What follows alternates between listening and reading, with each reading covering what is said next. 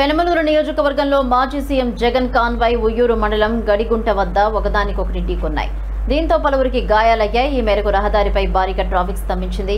వాహనాలు నిలిచిపోయాయి. ఎంత మొరపెట్టుకున్నా వినకుండా జగన్ కాన్వాయ్ ఇష్టం వచ్చినట్లు ముందుకు సాగిందని పోలీసులు ఆరోపిస్తున్నారు.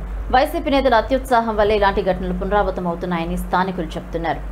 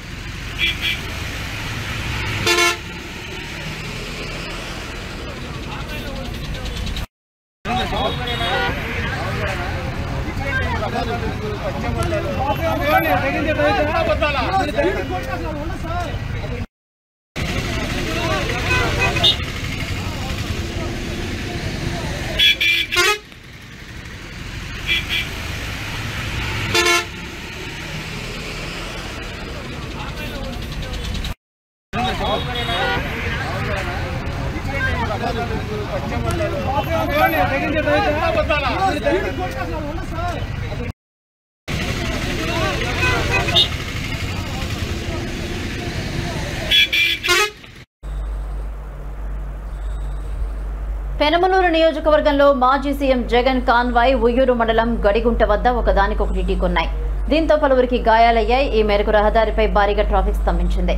వాహనాలు నిలిచిపోయాయి. ఎంత మొరపెట్టుకున్నా వినకుండా జగన్ కాన్వాయ్ ఇష్టం వచ్చినట్లు ముందుకు సాగిందని పోలీసులు చెబుతున్నారు. ఇదే అంశానికి సంబంధించి మరిన్ని అప్డేట్స్ మా రీజనల్ కోఆర్డినేటర్ మధు అందిస్తారు. మధు, భవానీ మాజీ ముఖ్యమంత్రి వైఎస్ జగన్ నేడు వరద ప్రాంతాల్లో కూడా పర్యటిస్తున్నారు. ఈ రోజు ఉదయం తాడేపల్లి నివాసం నుంచి కూడా ఆయన బయలుదేరారు. కృష్ణా జిల్లాలో ఆయన సాగునీరు వరద ప్రభావిత ప్రాంతాల్లో పరిశీలించి రైతులు మాట్లాడే పంట నష్టం వివరాలు అడిగి తెలుసుకున్నారు. ఉదయం తాడేపల్లి నివాసం నుంచి బయలుదేరారు. అయితే పెడన నియోజకవర్గంలో గుడూరు ఆయన పర్యటన సాగింది. ఇటీవల ముద్దా తుఫాన్ ప్రభావం దెబ్బతిన్న పంటల్లో వైఎస్ జగన్ పరిశీలిస్తున్నారు. రైతులతో కూడా మాట్లాడుతున్నారు. అయితే అనంతరం కృష్ణా జిల్లాలో పర్యటన నేపథ్యంలో ఆంక్షలు కూడా పోలీసులు విధించారు. రామరాజపాలెం, అక్రమూరు, సీతారామపురం, ఏసకొలుపుల్లో మాత్రం పర్యటించాలని షరతులు కూడా పెట్టారు. 10 వాహనాలు 500 మంది మాత్రమే అనుమతి ఉంటుందని కూడా ఆయన పోలీసులు కూడా స్పష్టం చేశారు. అయితే ముఖ్యంగా పెడన్ నియోజకవర్గంలో గూడూరు మండలంలో పంట నష్టం అంచనా వేయడంతో పాటు బాధ్యత కలుగుని వారి సమస్యలు కూడా తెలుసుకున్నట్టు కూడా వైసీపీ జగన్మోహన్ రెడ్డి కూడా కోరారు. అయితే పెనుమూరు నియోజకవర్గం మాజీ సీఎం జగన్ పరిణామంతో పోలీసుల నిబంధనలను వైకాపా నేతలు ఉల్లంఘిస్తున్నారు. డీజే ఏర్పాటు చేయగా అనుమతి లేదని పోలీసు దాన్ని తీయించారు. దీంతో పోలీసులతో వాగ్దానం కూడా దిగారు.